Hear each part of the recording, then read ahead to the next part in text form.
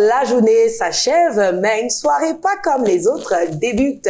Bonsoir et bienvenue dans votre émission favorite, le 3 sur 7. Le 3 sur 7, c'est un espace dédié pour souffler, pour partager, pour rire et surtout pour apprendre. Alors, préparez vos esprits, préparez vos cœurs, préparez votre sourire et pourquoi pas un bloc-notes parce que le 3 sur 7 débute maintenant.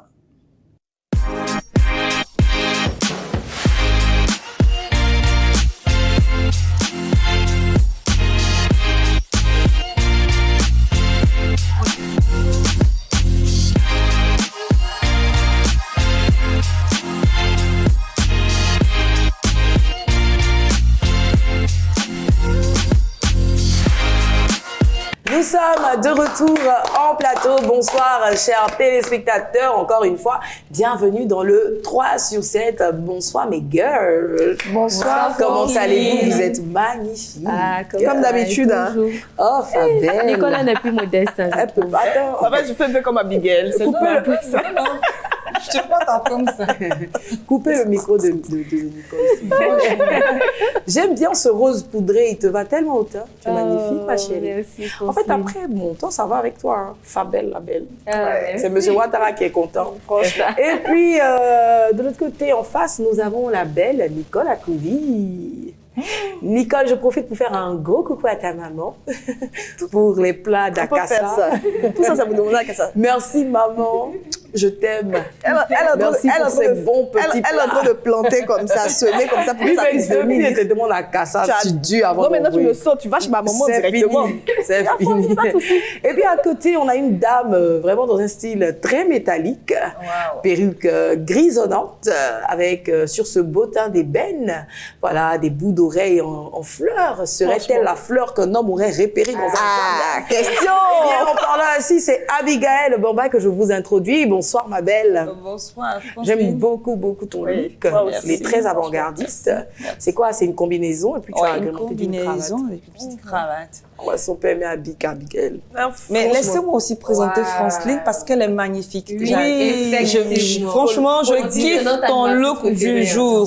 Voilà, un peu de léopard sur le côté. La petite voilà, pour rappeler les années son état. 70s et tout. Mais laissez-moi présenter Franceline, s'il vous plaît. Mais attends, toi, soyez concentrés, les filles. Attendez. Aujourd'hui, je pense que nos téléspectateurs auront la possibilité de trancher en commentaire sur nos pages Facebook. Vous me dites quelque chose que je sais. Wow. Je dois dire que oui, je sais. Oui. Et ensuite, je continue pour vous dire merci. Non, quand tu dis à Francine, tu es belle, Francine ne va pas te dire merci. Elle va te Pas dire, automatiquement. je sais. Et ensuite, tu te dis merci. Tu vois. C'est quoi ça? Mais je sais, tu m'informes pas. Mais c'est pas parce Non, que mais parce c'est une que Dieu m'a information, fait c'est un une compliment. création. C'est bon, ne faites pas le long de Dieu, c'est pas Bref. Je finis rapidement. Oui, vas-y, rapidement, en 2 secondes. Et le motif léopard, pour rappeler son petit côté félin. Oui, il va me faire penser à une reine du royaume de Wakanda. Une Wakandaise. Oh, franchement, merci. Ça me va tellement droit au cœur. Ces compliments-là, ça me touche énormément. Ce beau camailleux même. Ce beau camailleux de marron, là. Ok, d'accord. J'aurais dû faire à la cour. Parce que tu maîtrises. C'est à cause de la bomba. Ça sont les griottes, là. C'est pas tout ça. Le décor est planté. Sans plus tarder, on part pour notre première rubrique du jour. Ça nous intéresse.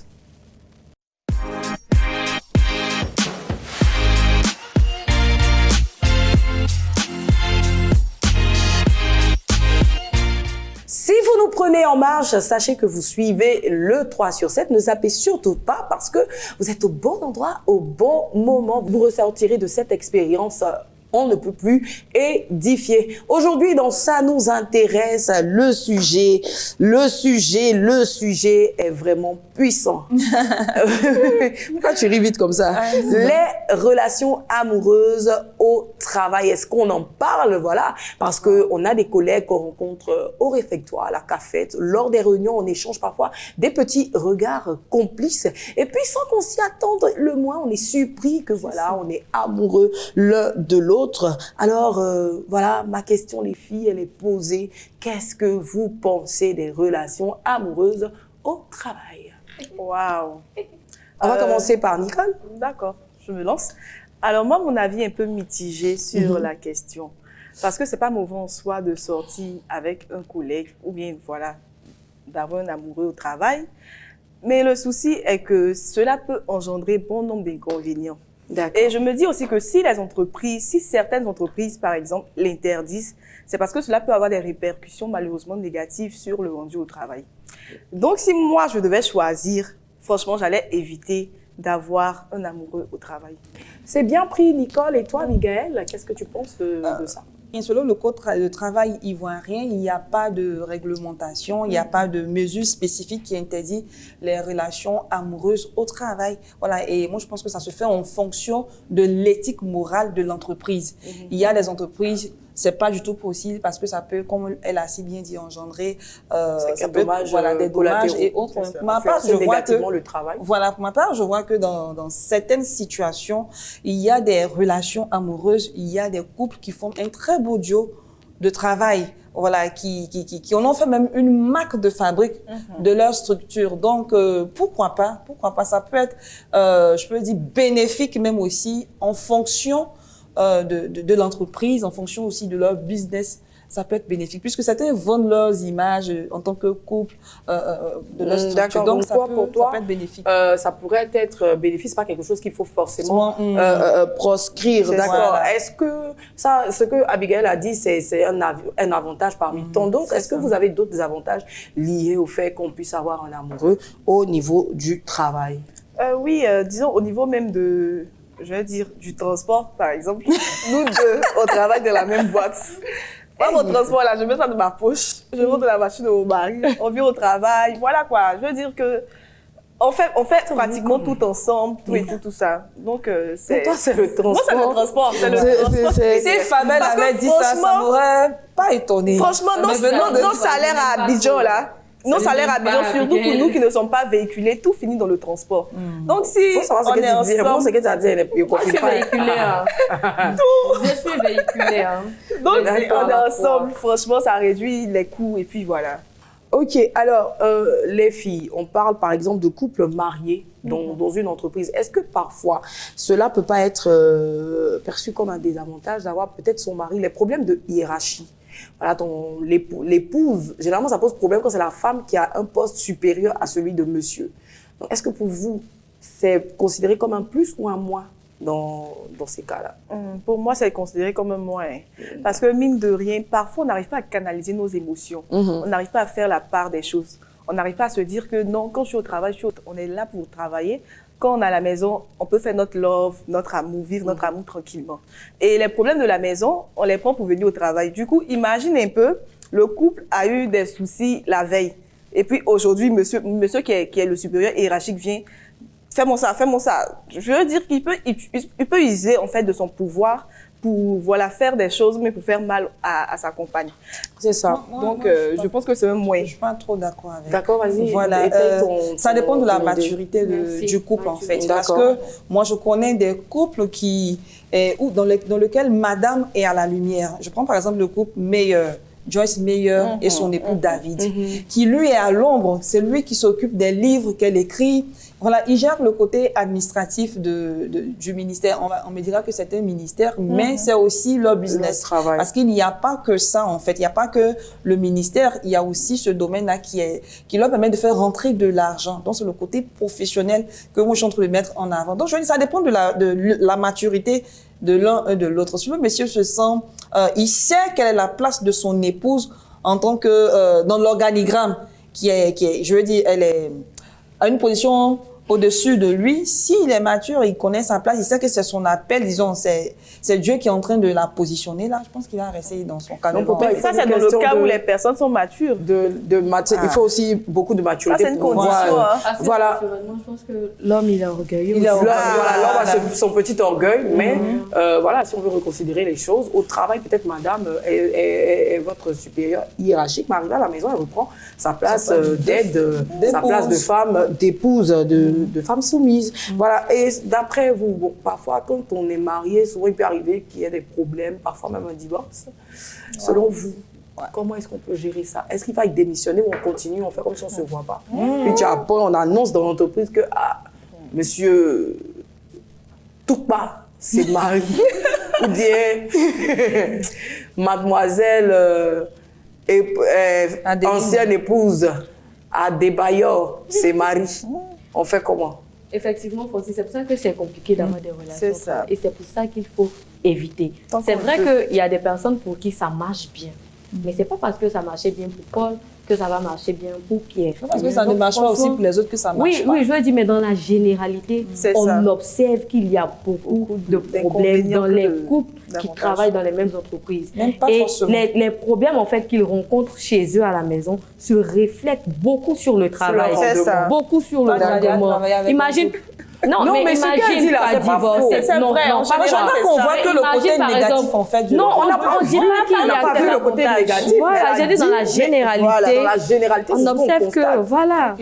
D'accord, on n'a pas... Il y a forcément pour des personnes pour qui ça marche. Il y a des gens qui ont créé des business, qui ont monté des entreprises aujourd'hui ensemble. Et voilà, ça marche bien. Mais généralement, parce que je me dis que si des entreprises, je veux dire, interdisent ça, ça veut dire que quelque part, c'est lié à certaines expériences. C'est ça. Voilà. Les gens ne vont pas prendre des décisions juste parce qu'il faut les prendre. Les entreprises, il y en a qui ont des années d'existence, mais si elles décident de ne pas mélanger travail et amour, je pense que, franchement, voilà, je pense qu'elles ont leur raison. Maintenant, pour vous, moi, je veux dire, en fait... Rapidement, oui, excuse-moi. En fait, je veux dire également que ça dépend aussi de la position. D'accord. Quand tu es employé, c'est différent de quand tu construis un business en couple. Quand vous construisez un business en couple, quand vous construisez une entreprise ensemble, il y a plus de portée. Voilà. Mais quand c'est dans le cadre employé, c'est là qu'on rencontre le plus souvent des difficultés. De problèmes. Voilà. D'accord. OK. Alors, selon vous, voilà, on est dans un cadre chrétien, supposons un couple, voilà, marié dans une entreprise. Est-ce que vous pensez que ça, ce sont je veux dire, une pratique qui est compatible avec les valeurs chrétiennes? Jusque-là, je ne pense pas, disons, en ma connaissance, je ne pense pas qu'il existe un verset biblique spécifique qui interdit cela. Bon, je me dis que tant qu'on arrive à faire la part des choses, tant qu'on est discret, tant qu'on se dit que quand on est au travail, on est là pour travailler, les amourettes, c'est après, et on fait notre travail comme il se doit, ça peut se faire. D'accord. Abigail, tu connais le début d'amour. Quand le sentiment est là, tu peux cacher quelque chose. Tu peux pas faire ça aussi. Quand c'est là, c'est tout nouveau, quand c'est tout frais, tu peux pas. Mais je pense pas aussi que ce soit mauvais que des personnes se rencontrent au travail et commencent une relation. Oui, il y a des belles histoires qui ont débuté au travail. Comme je disais, à la cafette, souvent dans les réunions, tu donnes une idée, le frère a donné la même idée. On est compatibles de façon. Voilà. Mais pour ce cas-là particulièrement, pour ces relations, ces mariages, ces couples qui naissent au sein de l'entreprise, où on rencontre l'homme de sa destinée dans l'entreprise, est-ce qu'il faille garder ça secret? Ou bien il faut s'afficher, genre... Non, je pense qu'il faut être discret au départ. Voilà. Il faut que la relation soit solide, que vous êtes sûr que vous allez quelque part devant avant de vous faire afficher. Les choses bien d'abord. Il faut cacher un peu, en fait. Il ne faut pas trop exposer, en fait. Il faut attendre. C'est privé, en fait. C'est privé. C'est vrai que vous êtes en public, vous travaillez dans un endroit public, mais vos vies sont privées, donc il ne faut pas s'exposer. Vous êtes en cheminement. Voilà, c'est votre jardin secret. C'est mieux de un peu jusqu'à ce que ça aboutisse. Moi, je me souviens d'un frère, bon ça c'est dans le cadre ecclésiastique, un frère par exemple qui cheminait avec une sœur. Il est venu d'ailleurs, en fait, à l'église avec sa sœur, bon pas sa sœur, sa cheminante, mais il nous l'a présenté comme sa petite sœur. Les trucs d'Abraham. Mais au final, quand le jour ils ont annoncé leur mariage, tout le monde était stupéfait. Mais non, c'est sa petite sœur. C'est sa grande sœur. Non, mais c'est son petit frère. Non, mais ils sont frais et en plus les deux se ressemblent. Wow. Vous comprenez? Donc la discrétion aussi est de mise. Ça. Voilà les filles, c'est sur ces derniers mots que nous allons refermer la rubrique du jour. Et vous, chers téléspectateurs, n'hésitez pas à réagir sur nos différentes pages des réseaux sociaux, particulièrement sur Facebook. Vous pouvez aussi nous écrire au numéro qui s'affiche au bas de l'écran. Si vous avez même des expériences voilà, que vous pouvez nous raconter, voilà, on se fera tout oui de les écouter. La discussion continue chez vous. Nous, on bifurque voilà, vers un autre pan de notre émission. Et c'est Fabel, la belle, qui prend le relais.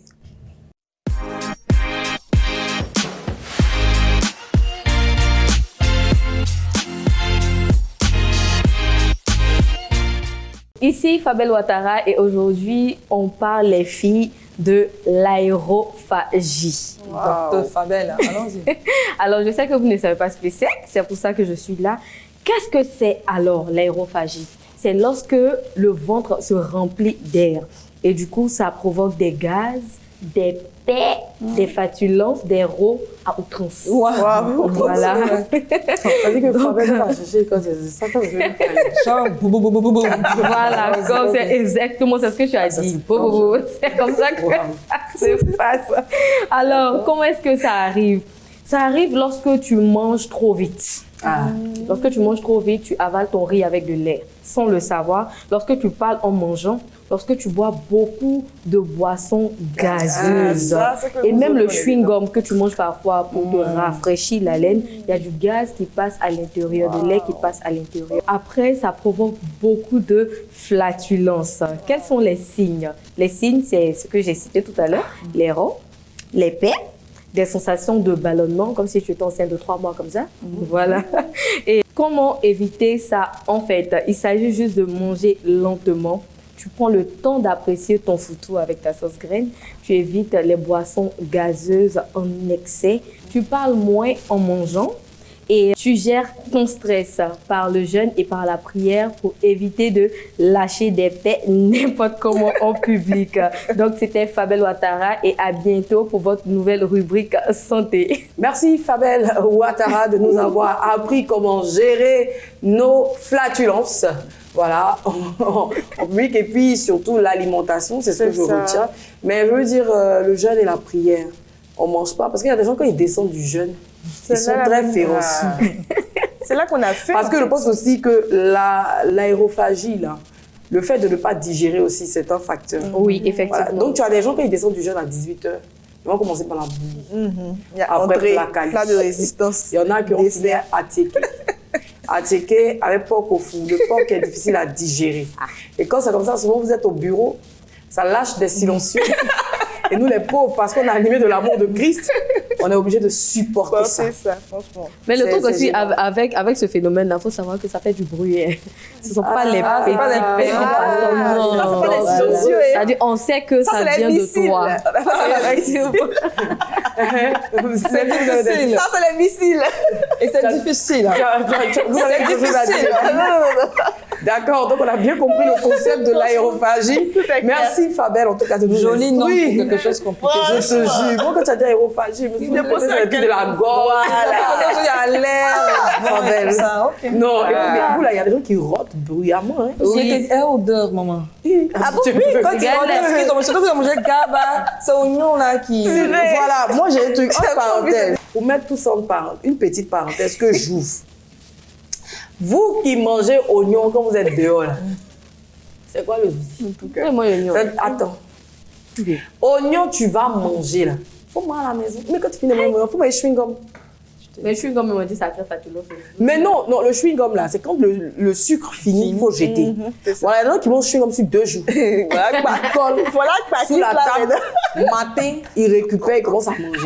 C'est ça là qui envoie flatuleuse. Non, le chewing-gum, dès que tu commences à manger et tout, dès que le sucre voilà, finit, voilà, tu le jettes tranquillement. Là, comme ça ne crée pas de gaz à non point fini. Mais vos histoires d'oignons, là, et refais ma parenthèse, ça, là, je vais en parler. On peut pas manger en petit. Sinon, tu arrives à l'église, tu es en train d'adorer, tu es en train de t'élever en esprit. Et tu vois la personne à côté qui est là, car il est glorieux. Depuis qu'on mange oignon, et saucisson à 6 heures. Franchement. Non, mais ça, il y a des gens qui mangent de l'ail très tôt le matin. Oui. Pourquoi? On dit que c'est éloigne les sorciers. Non, c'est pas ça. En fait, c'est bien. L'ail, là, c'est bien pour la naturothérapie et tout. Mais il faut manger ça quand le culte finit. Là, comme ça, c'est toi et ton groupe WhatsApp de la maison, vous allez vous gérer. C'est pour se barricader des sorciers. Quand le gars, même souvent, il respire, même là. Oh, c'est pour se barricader des sorciers. C'était la petite parenthèse. Je sais que toi, tu fais ça. À l'aide. Tu te défendre. Non, mais après, il ne faut pas s'empêcher aussi de libérer des personnes. Ça aide. Voilà, parce que non, attends. Non, mais il faut le faire de façon. Quand tu ressens le besoin, tu sors de la salle où tu es. Mais sinon. Imagine, tu as maladie, ça, la position. Combien de fois dans la journée? Péter là, ça aide. Tu vois les gens qu'on nous paie là. Tant qu'on n'a pas. Quand tu n'as pas libéré le truc là. Ça, c'est un cas spécifique. On parle de ceux qui ont cette maladie. Ils font comment pour s'arrêter? Quand tu vas sortir, tu es en train de libérer. Vas-y, ça sort comme d'air. Ça sort comme ça sort. C'est mystère. En tout cas, merci Fabel. Vraiment, on a été instruite vraiment sur l'aérophagie. Oui. Voilà, c'est pas tout ça. On va passer à la deuxième étape de notre émission. Et puis les filles, franchement, on va aller dans un niveau prophétique. Oui, l'invité qu'on reçoit aujourd'hui est spécial. C'est un don de Dieu pour la Côte d'Ivoire et pour le corps chrétien. Je ne vous en dis pas plus. On se retrouve dans Bible 2.0 après ce qui suit.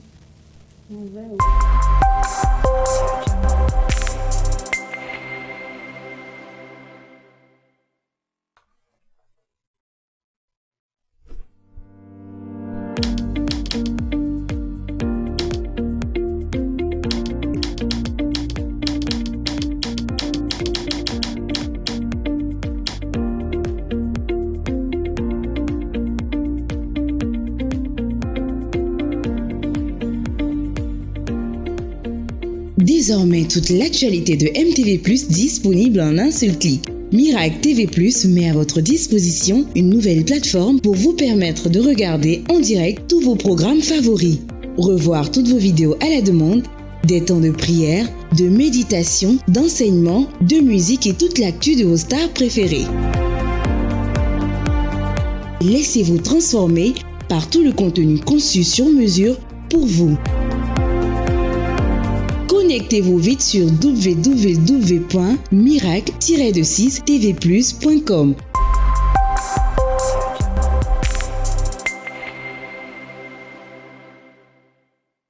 Notre invité du jour s'apparenterait à Betsalil, artiste rempli de l'Esprit de Dieu dans Exode 31 à partir du verset 1 jusqu'au verset 5. Artiste peintre, pour partager des messages de Dieu à travers des toiles, des représentations qui contribuent à guérir l'âme des personnes qui les contemplent. Il se nomme Gisrel Diabaté et il nous fait l'honneur d'être sur le plateau du 3 sur 7. Bonsoir Gisrel. Bienvenue sur le plateau du 3 sur 7. Merci beaucoup. C'est un honneur, hein, comme je l'ai dit, c'est un honneur pour nous de vous avoir. Oui. Le plaisir est partagé. Merci. Alors, vous avez à mes côtés Nicole Akouvi et Abigail Bamba. C'est un visage que vous connaissez déjà. Hein? Oui, très bien. En tout cas, Abigail, merci en tout cas pour cette belle connexion. Alors, on va entrer rapidement dans le vif du sujet. Qui est Gisrel Diabaté? Alors, Gisrel Diabaté est un artiste peintre, plasticien, ivoirien, voilà, autodidacte. Voilà, donc c'est un peu ça. D'accord. J'ai envie de pousser plus loin. D'accord. C'est vrai, autodidacte, mais il y a plus encore. Oui. Oui, il y a plus encore. Nous, on veut tout savoir. Alors, quelle est l'histoire qui se cache derrière Gisrel Diabaté, derrière ce don que l'Éternel lui a fait? Dites-nous tout. Gisrel Diabaté n'est pas né un artiste peintre directement. D'accord. Voilà, donc j'ai eu un parcours. D'accord. J'ai fait la géographie à l'université Félix Houphouët-Boigny et tout.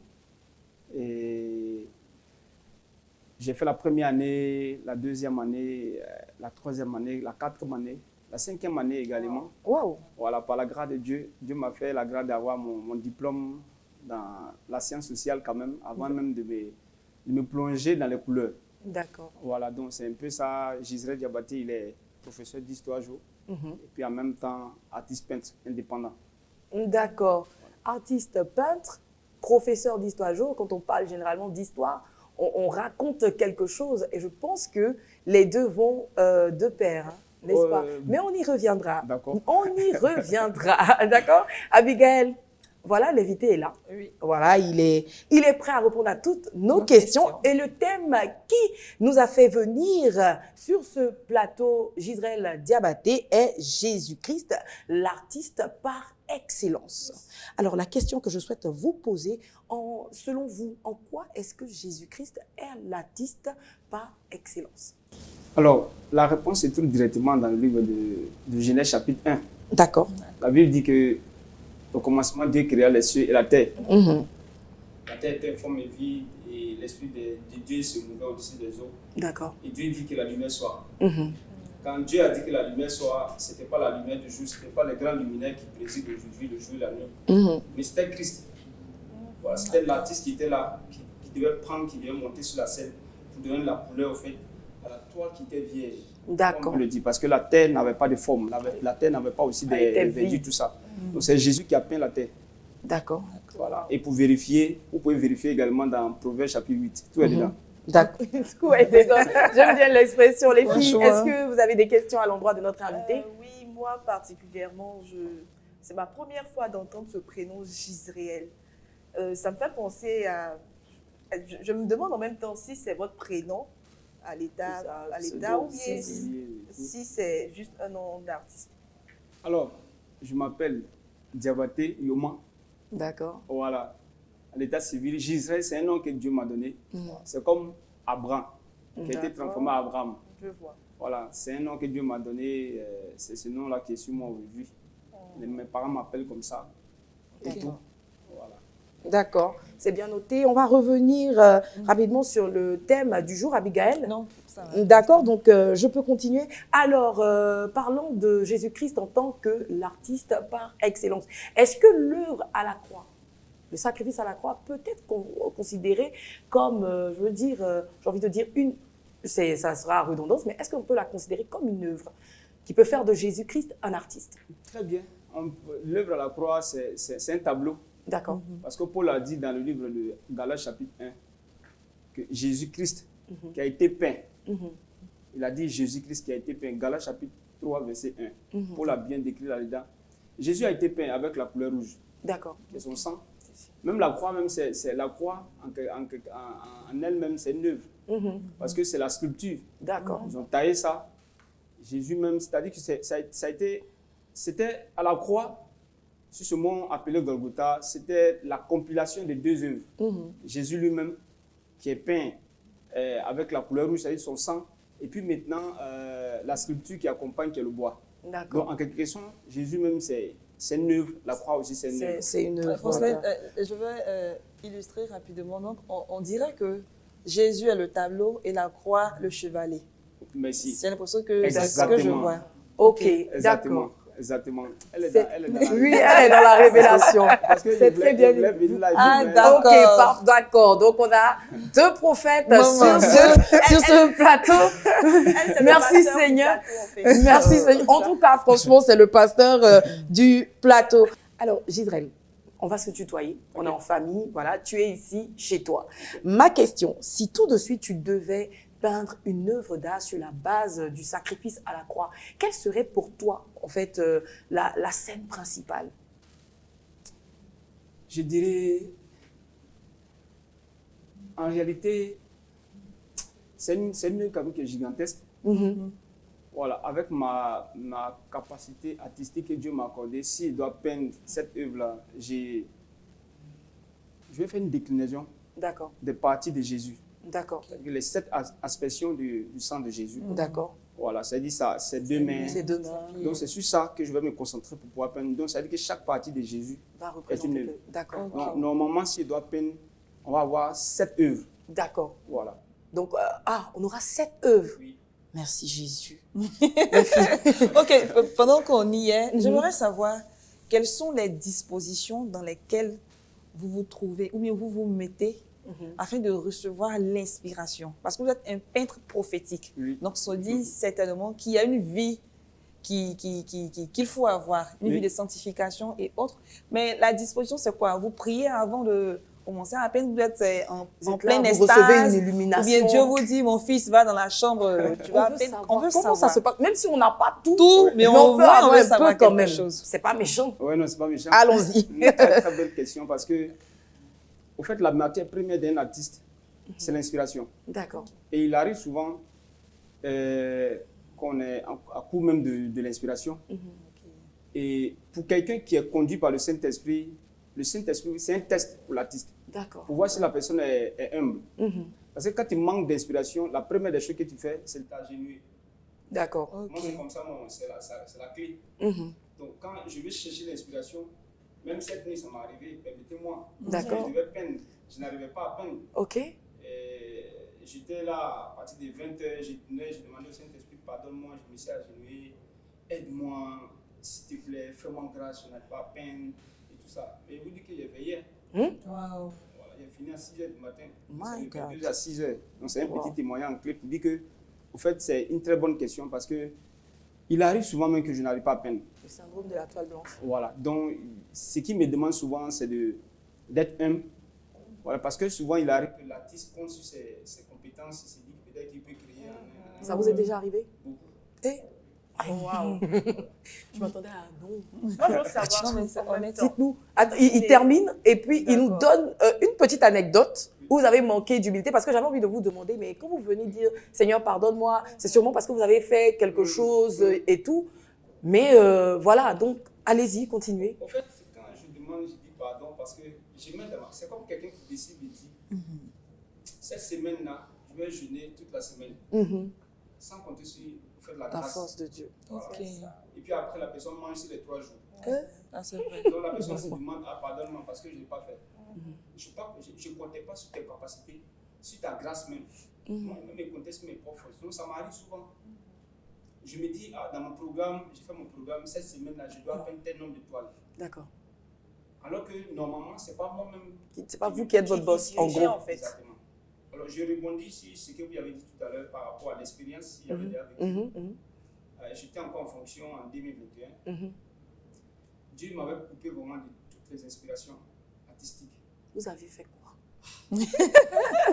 C'est ça la véritable question. Qu'est-ce que Gisèle a fait? Je m'entremêle avec le vous et le tu. Hein. Ouais. Chers téléspectateurs, voilà, ne le prenez pas. On est en Ne vous famille. fâchez pas. On est en famille. Si vous êtes sorti, prenez. Si tu es sorti, prenez. Alors, qu'est-ce que tu as fait? Il faut nous dire. En fait, les gens faisaient tellement mon éloge. Ah, d'accord. Et puis, je faisais une fois semblant. Genre, D'humilité. non, c'est grâce au Seigneur. Voilà, non, il faisait comme une fois sur humilité. Une fois sur Non, c'est le humilité. Seigneur qui fait. Alors qu'au fond, À l'intérieur de moi, j'étais trop orgueilleux. Et là, ça m'a coûté. Ça m'a vraiment coûté. Je me rappelle très bien. Je bénis le nom de Dieu pour mon papa, Bishop Ouattara Idriss. Il avait fait un programme en 2021, j'étais encore en fonction. D'accord. Et il a invité le prophète Tatou à Abidjan. d'accord. Donc j'ai dit au Saint-Esprit que je dois être là. Ok.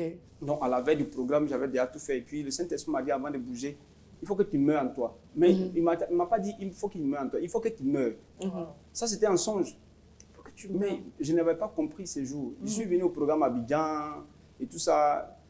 Et je me suis retourné au nord. C'est là que je vais comprendre, en fait, ce que le Seigneur a voulu me dire. Il faut que tu meurs. Il devait être petit. Il devait devenir comme un enfant.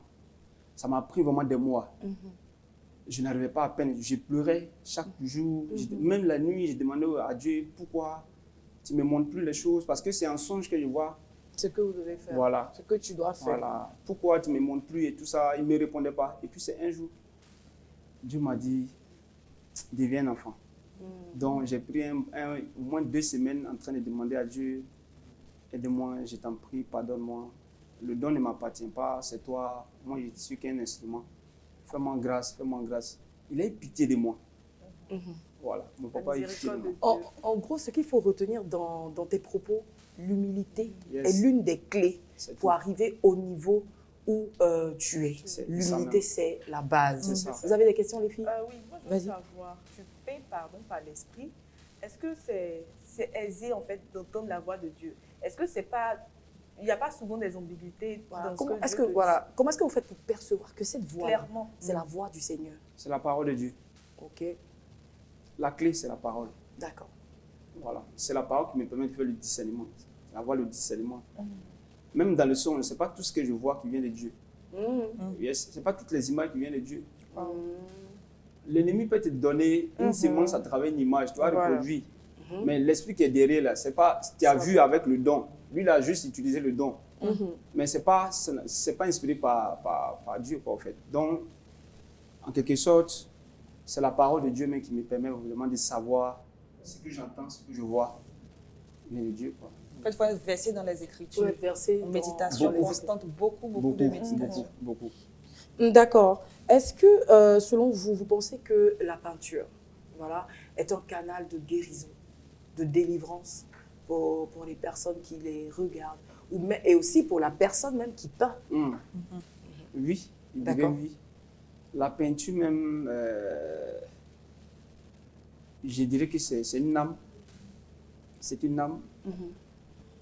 En langage ivoirien, je dirais que c'est un médicament. Voilà, parce que chaque couleur, en fait, porte en son sein des sémences de Dieu. D'accord. Voilà, des sémences de Dieu qui parlent à l'âme. Je prends un exemple. Actuellement, je suis sur la série sur la restauration, la dépression. La dépression. Voilà, c'est le Seigneur qui m'a dit de peindre. Moi, je ne pensais pas vraiment que j'allais avoir cette expérience-là. Peindre des toiles qui vont parler vraiment à des gens, à des personnes qui sont dépressives. Mais quand j'ai commencé cette série-là, je vous assure que il y a la deuxième toile, la nuit où j'étais en train de peindre la deuxième toile, j'ai pleuré. D'accord. Mes larmes coulaient, je ne sais pas, j'étais tombé sur l'onction. La toile était en face de moi et puis j'ai commencé à pleurer. Pas parce que je suis dépressif, mais c'est que la toile va provoquer au fait chez la personne. Et j'ai demandé au Saint-Esprit pourquoi mes larmes coulent. Il dit que, en fait, toutes les personnes qui vont regarder cette toile, voici la manifestation qui va se passer dans leur vie. Donc, c'est un peu ça, la peinture vraiment. Voilà. D'accord. La peinture est un remède. Voilà. Surtout dans votre dimension, c'est un remède spirituel. Voilà, c'est la panacée, en fait, pour toutes les personnes qui aiment, on va dire, l'art et particulièrement la peinture. Franchement, ça fait plaisir de voir que dans le corps du Christ, on a des artistes d'une telle dimension. Moi, par exemple, j'aime beaucoup l'art. Voilà. Quand je parle d'art, l'art, c'est vaste. Hein. Oui. La musique, la peinture. Et je vous assure que, très sincèrement, je n'avais jamais véritablement entendu parler de vous. C'est, on va dire, Monsieur Diffie, voilà, que je salue, qui me parlait du fait qu'il avait vu une de vos toiles avec le bishop Ouattara Mohamed Idriss, qu'on salue. Homme de Dieu, nous te faisons la révérence. Merci pour tout ce que vous faites pour le corps du Christ.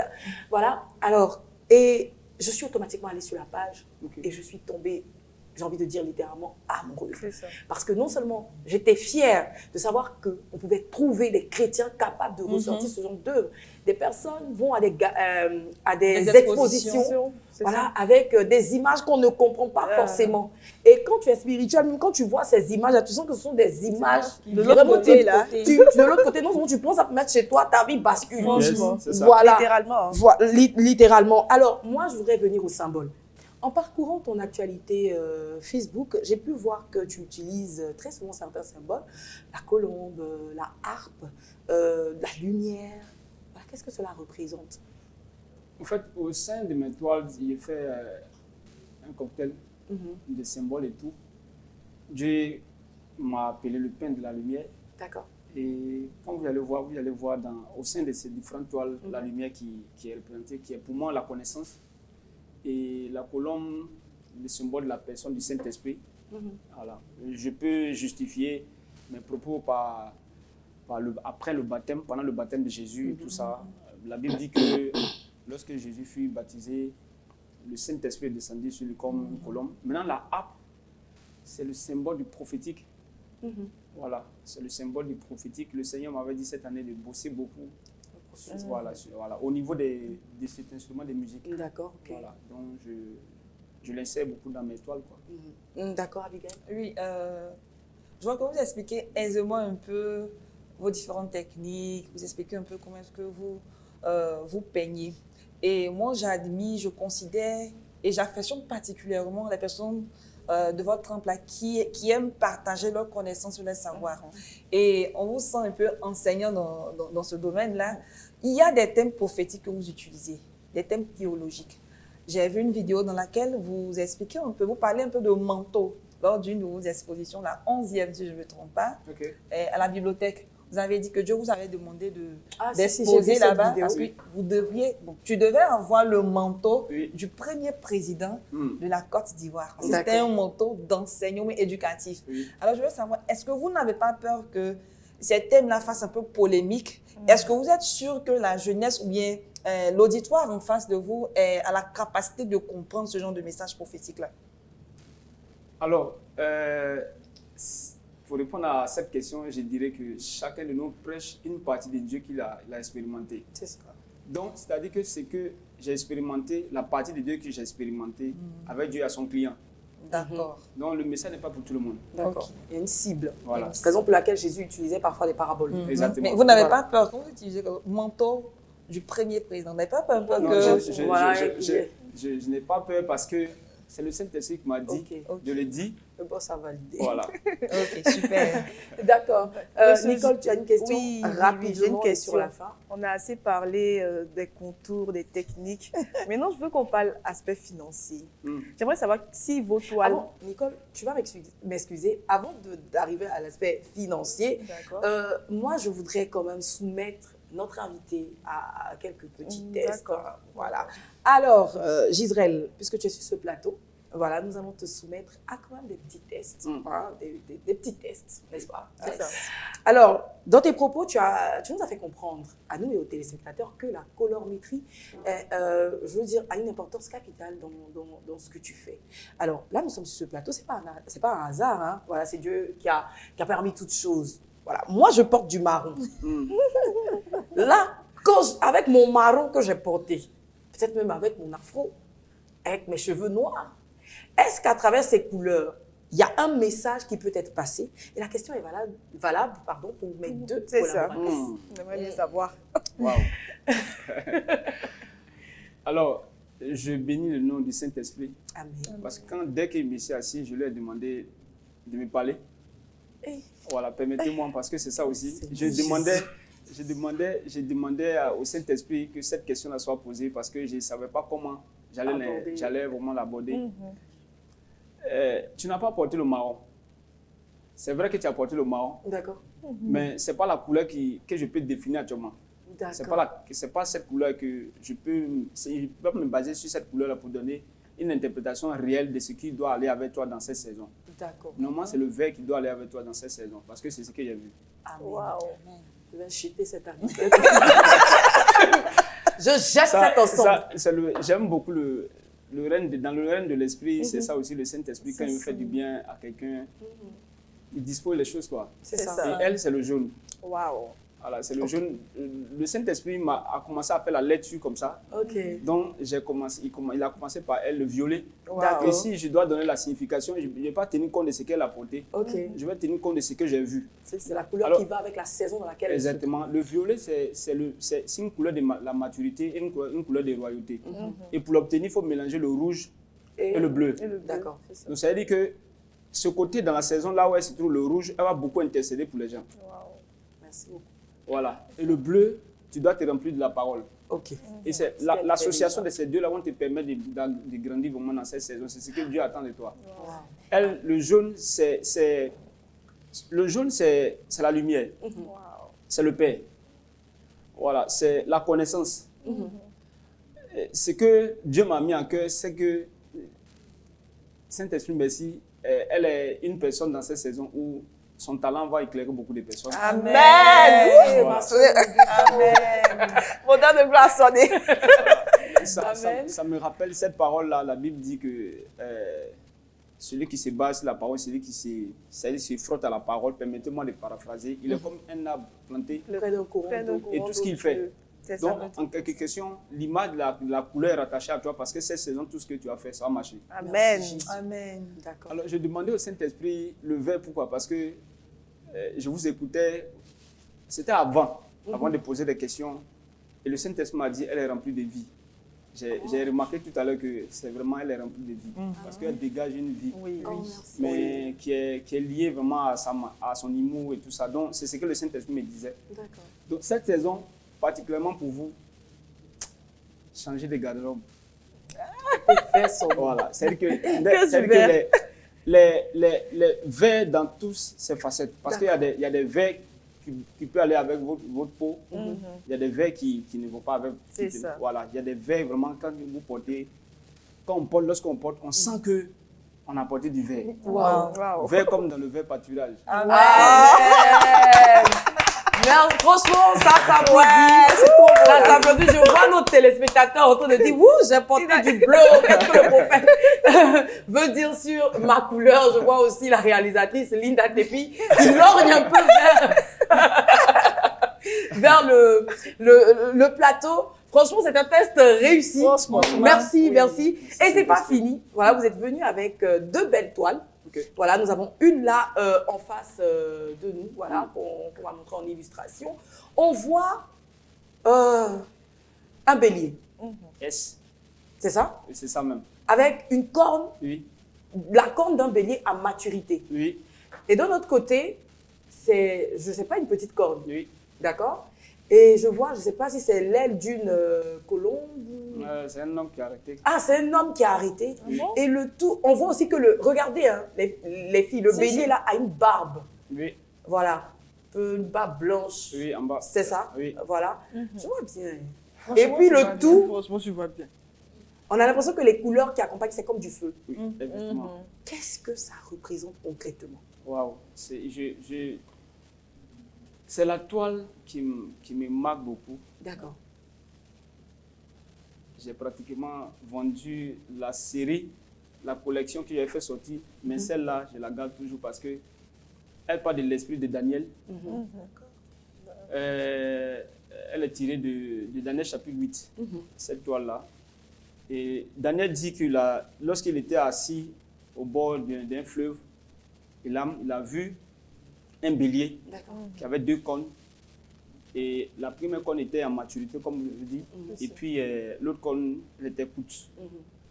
Donc, l'ange qui a interprété la vision a dit à Daniel que, au fait, les différents cornes représentent des rois. Et le bélier, ça représente le royaume de Metz et de Perse. Voilà. Perse, voilà. Ok. Mais quand je peignais ça, le Saint-Esprit m'a dit, il faut actualiser. Alors, la première corne, c'est la corne, c'est nous. D'accord. Apocalypse, chapitre 1, Jésus dit qu'il a fait de nous les rois et des sacrificateurs. Ok. Oui. La première corne, c'est les rois. Et puis la deuxième corne, elle représente ici le sacrificateur. D'accord. Donc, ici, directement, si j'actualise maintenant, pas autant de Daniel, nous sommes appelés à être sacrificateurs et rois. Okay. Donc, le roi, c'est le domaine dans lequel les finances accompagnent. C'est ça. Le côté sacrificateur, c'est là où il y a le sacerdoce. C'est ça. Donc, le Seigneur m'a dit qu'aujourd'hui, on est dans le corps de Christ. Pour être équilibré, il faut avoir les deux. Donc, il faut être roi et puis il faut être également sacrificateur. Donc, tu ne peux pas annoncer l'évangile sans les moyens. Sans les moyens. Disons sans l'argent. Ça va introduire la question de Nicole. Et ensuite, la barbe. La barbe qu'on voit en dessous. Oui. L'homme qui est arrêté et le feu autour. C'est tout ça. En fait, c'est l'ensemble. L'homme qui est arrêté autour, au fait, au niveau de sa tête, c'est une représentation de la personne de l'ange qui accompagnait Daniel. Ok, d'accord. Donc on ne voit pas le visage parce que on ne peut pas faire une représentation des choses spirituelles claires comme ça. Voilà. Donc c'est un peu ça. Vous allez voir que c'est un manteau qu'il a porté et le vent prend. Ah, moi, il sent elle-même. D'accord. Voilà, c'est un peu ça. Ok. Le feu, au fait, ça symbolise l'esprit de Daniel dans l'intercession. Ok, wow. Voilà. D'accord. Et comment vous avez nommé cette toile? Le réveil de Daniel. Le réveil de Daniel. Dès Daniel. Parfait. Nicole? Ok, déjà, vous avez déjà abordé le volet des finances. Voilà ce que je m'apprêtais à vous poser tantôt. Je veux savoir si vous commercialisez toutes vos toiles. Et si oui, est-ce qu'aujourd'hui, on peut dire que le métier de peintre par Jésus-Christ, nourrit son homme? Oui. Là, vraiment, vous bénissez le nom du Seigneur. Non, je bénis d'abord le nom du Seigneur. C'est que Voilà. c'est pas petit chez toi. Voilà, je vends mes œuvres. Je vends toutes mes œuvres parce que je ne confessionne pas, je ne réalise pas pour qu'elles soient avec moi. Ah, c'est ça. C'est pour répondre aux besoins. Donc, mon talent a été positionné pour répondre aux besoins. Alors, si elle répond aux besoins, c'est que On répond il y a un retour. C'est clair. C'est Dieu qui rémunère au fait. C'est ça. Donc, au fait, je peux répondre à ta question en disant que oui. D'accord. Si en tout cas, si elle doit dire à un jeune qui est un artiste peintre dans le milieu chrétien là, s'il veut faire, il n'a qu'à faire. D'accord. Parce que vraiment, ça paye. D'accord. Voilà, ça paye. D'accord. On continue toujours. On a 2-3 questions rapidement. Et Ok. puis, voilà. Alors, parlons. Vous faites avant ça, est-ce qu'il vous arrive, est-ce que les chrétiens souvent, est-ce que vous peignez uniquement pour les chrétiens? Ou est-ce qu'il y a des non-chrétiens qui vous sollicitent pour vos toiles, premièrement? Et puis, est-ce qu'il vous est déjà arrivé d'être confronté à des commentaires du genre « Ah, mais c'est pour Dieu, pourquoi il vend ?» Voilà. Parce que les chrétiens aiment beaucoup ça. Un cadeau. Alors, mes toiles ne sont pas destinées seulement... C'est pas pour les chrétiens même. Ah, d'accord. Jésus est venu pour les malades. Voilà. Merci là-bas. Au fait, mes toiles sont pour des personnes qui ne sont pas chrétiennes. C'est ça. Les personnes qui ne sont pas chrétiennes. Réellement, sincèrement. Amen. Seulement qu'aujourd'hui, on ne voyait pas les chrétiens acheter des tableaux.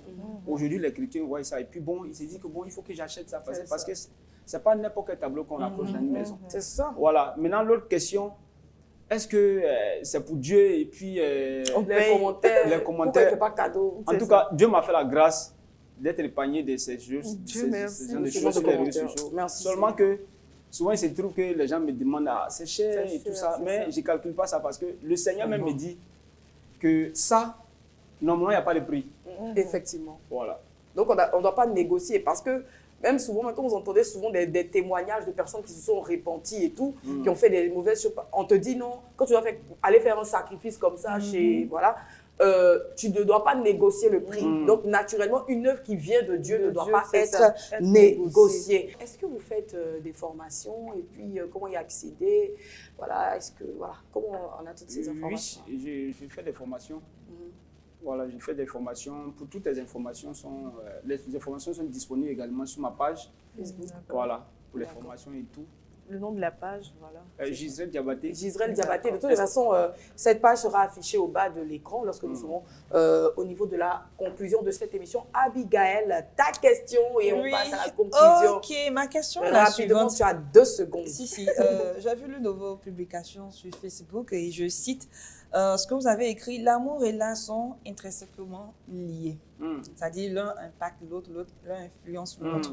Et vous avez cité les noms de plusieurs grands peintres, Picasso, Dali, Jacob Bleu, Francesco. Alors, ce sont des hommes qui ont utilisé, bon pas utilisé, mais qui ont eu pour muse et pour équilibre, d'après vos propos, une femme en fait. Oui. Voilà. Je veux savoir quel était le message caché. Est-ce que vous étiez en train de nous dire que... Là, attendez, Abigail veut te demander, est-ce que Gisrel a quelqu'un dans sa vie et ça, à ce moment-là, nous tournons vers Gisrel et nous attendons la réponse. Alors oui, D'accord, voilà.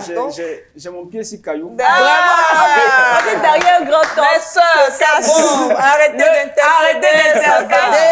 Arrêtez de faire des offrandes, des jeûnes de prière, d'écrire le nom du bien-aimé sur votre oreille pour dire Seigneur, c'est bon, Dieu ne vous a rien dit. Il a sorti sur caillou. Voilà. Il a déjà une femme qui l'équilibre, qui est composante. Non, pour l'instant, c'est pas une femme. Bon, il a une cheminante. Voilà, il a une cheminante qui inspire donc, notre prophète. Vraiment, nous remercions le Seigneur pour tout ça. Voilà, nous sommes sur la fin. Franchement, je suis triste un peu. Beaucoup même. Voilà, non, on va pas mettre la tristesse. Le prophète, elle a dit la tristesse. Voilà. Quel est votre mot de fin? Si vous avez un appel à lancer, un message à passer au niveau de la jeunesse. Wow, d'abord, vous me permettez? Allez-y. Dites tout. Je dis merci d'abord toute l'équipe. D'accord. Merci beaucoup, merci pour l'accueil. Avant mon message, avant de donner mon petit message de l'appel et tout ça, merci beaucoup à l'équipe, merci à... Franchement, on doit à la s'applaudir. C'est chou, c'est mignon comme ça. Je me sens en famille, quoi. Vraiment, merci. Oh C'est là nous qui te remercions. Hein. Voilà. C'est nous qui vous remercions. Alors, concernant mon message, je dirais à un jeune que Dieu travaille avec des personnes qui fonctionnent avec l'esprit d'excellence. Dieu, ce n'est pas un Dieu de médiocrité et tout ça. Ce n'est pas parce qu'on a l'onction qu'on doit négliger le côté d'excellence. Voilà. Donc, soyez excellent dans votre don, dans votre travail, bossez, et puis comptez sur la grâce de Dieu. Soyez humble. Aimez la parole de Dieu. Amen. Franchement, c'est très bien dit. Et c'est sur ces mots que nous allons refermer les portes de cette émission. Nous l'avons passé avec le peintre en Christ, Gisrel Diabaté. Franchement, il nous a enrichis. On a passé un excellent moment, n'est-ce pas les filles? Oui, voilà, j'espère que vous aussi, vous en avez appris pas mal avec lui. Le 3 sur 7, c'est terminé pour aujourd'hui. On parle d'excellence. Je voudrais donc saluer l'équipe de Choc. Edikou Tchoukou, je voudrais saluer Linda Tepi, Madame Nado, Madame Koulibaly, Adams, Benjamin Loukou. J'ai envie de saluer Emmanuel Osson. Merci, merci, vous faites un travail excellent et que le Seigneur Jésus-Christ nous propulse davantage dans l'excellence à laquelle nous sommes appelés. C'est terminé pour aujourd'hui, on se retrouve très bientôt. Bisous, bye. Bye.